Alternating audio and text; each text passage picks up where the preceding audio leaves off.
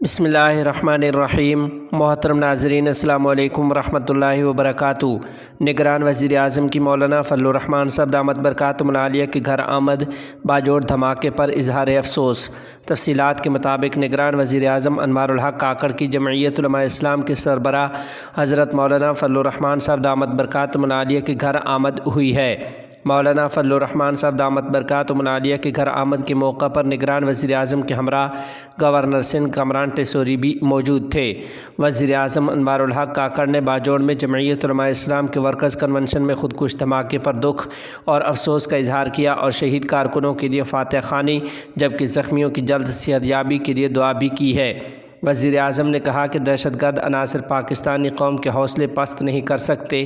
ملک میں دہشت گردی کی روک تھام اور امن و امان کے قیام کے لیے ترجیحی بنیادوں پر اقدامات یقینی بنائیں گے۔ مولانا فضل الرحمان صاحب دامت برکاتہم العالیہ نے انوار الحق کاکڑ کو نگران وزیر اعظم کا منصب سنبھالنے پر مبارکباد پیش کی اور نیک خواہشات کا اظہار کیا ہے۔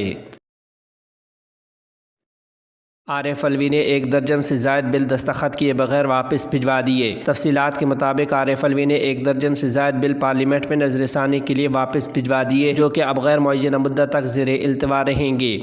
ڈان اخبار کی رپورٹ کے مطابق ان بلوں میں ضابطۂ فوجداری کا ترمیمی بل بھی شامل ہے جو کہ پیغمبر اسلام حضرت محمد صلی اللہ علیہ وسلم، صحابہ کرام رضوان اللہ علیہم اجمعین اور دیگر مذہبی شخصیات کی توہین کرنے والوں کے لیے سزا میں اضافے کے حوالے سے تھا۔ دارالعلوم دیوبند میں نہایت جوش و خروش کے ساتھ منایا گیا جشن آزادی۔ محتمم مفتی ابوالقاسم نعمانی دامت برکاتہم العالیہ نے آزادی میں علماء کرام کی قربانیوں پر ڈالی روشنی۔ تفصیلات کے مطابق مشہور و معروف اسلامی تعلیمی ادارہ دارالعلوم دیوبند میں 77واں یوم آزادی جوش و خروش سے منایا گیا۔ اس موقع پر قومی پرچم لہرا کر قومی ترانہ گایا گیا۔ ادارہ کے محتمم حضرت مولانا مفتی ابوالقاسم نعمانی دامت برکاتہم العالیہ نے پرچم کشائی کرتے ہوئے کہا کہ اس ملک کو آزاد کرانے میں ہمارے بزرگوں کی قربانیوں کو ہمیشہ یاد رکھنا چاہیے۔ آج کا دن ہندوستانی تاریخ کا ایک یادگار دن ہے جسے دھوم دھام سے منایا جانا چاہیے۔ اس کے بعد دارالعلوم دیوبند میں جشن آزادی سے متعلق منعقدہ پروگرام میں ملک کی آزادی اور تاریخ پر تفصیل سے روشنی ڈالی گئی۔ اس دوران دارالعلوم دیوبند کے محتمم حضرت مولانا مفتی ابوالقاسم نعمانی صاحب دامت برکاتہم العالیہ نے کہا کہ ہمیں اپنی آزادی اور اپنے ملک کے لیے دی گئی قربانیوں کو کبھی نہیں بھلانا چاہیے۔ انہوں نے کہا کہ ملک نے یہ آزادی بڑی محنت اور قربانیوں کے بعد حاصل کی ہے، اس لیے اس آزادی کا احترام کرنا چاہیے۔ اس دوران انہوں نے کہا کہ دارالعلوم دیوبند اس ملک کی آزادی کی ایک اہم کڑی ہے جس کے قیام کا مقصد ملک کی آزادی تھا، اس لیے ملک کے ہر فرد کو اس بات کو اچھی طرح سمجھنا چاہیے۔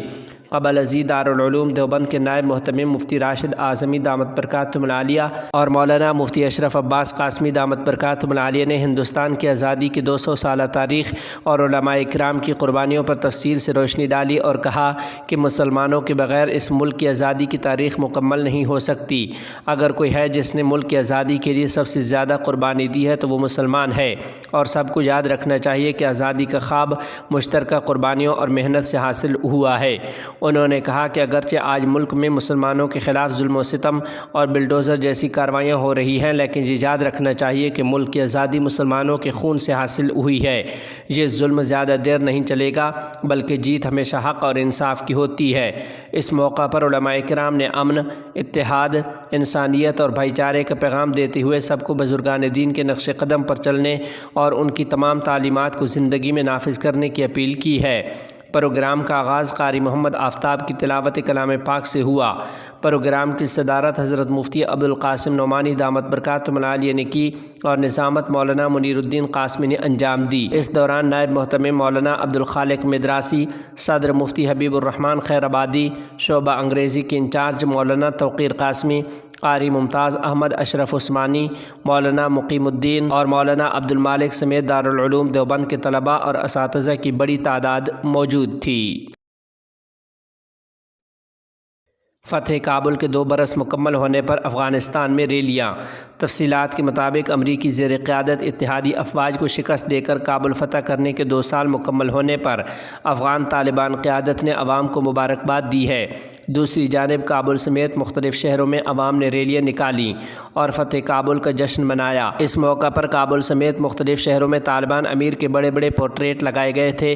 دوسری جانب اپنے بیان میں طالبان حکومت کی قیادت نے کہا ہے کہ 15 اگست کو امارت اسلامیہ کے مجاہدین کے ہاتھوں 32 صوبوں کی فتوحات کے بعد کابل کی فتح نصیب ہوئی۔ یہ فتح نہ صرف افغان عوام بلکہ پوری امت مسلمہ کو برتری، فتح اور سربلندی کا احساس بخشتی ہے اور رب کی نصرت پر ان کا یقین مزید مستحکم کرتی ہے۔ اب جب پورے ملک میں امن و امان قائم ہو گیا ہے، پورا ملک واحد قیادت کی قلمرو میں کام کر رہا ہے، اسلامی نظام حاکم ہے، یہ سب ہمارے مجاہد عوام کی قربانیوں کی نتیجہ اور ہمارے مجاہدین کی سرفروشی کا حاصل ہے۔ کابل کی فتح نے ایک بار پھر ثابت کر دیا کہ کوئی بھی جارح طاقت اور تصویراتی کوششوں کے ذریعے افغانوں کے عزائم کو توڑ کر اپنا کٹھ پتلی نظام ان پر مسلط نہیں کر سکتا۔ امارت اسلامیہ کی قیادت اس بات کے لیے پرعزم ہے کہ شریعت کے فریم ورک کے اندر قوم کی خدمت کرے گی۔ دریں اثنا افغان حکومت نے سیکورٹی اہلکاروں کے لیے یونیفارم لازمی قرار دے دیا۔ وزارت دفاع نے اس سلسلے میں غفلت برتنے پر خبردار کیا ہے۔ وزارت دفاع کے حکام نے کہا ہے کہ حکم کی خلاف ورزی کی صورت میں خلاف ورزی کرنے والے کو قوانین کے مطابق سزا دی جائے گی۔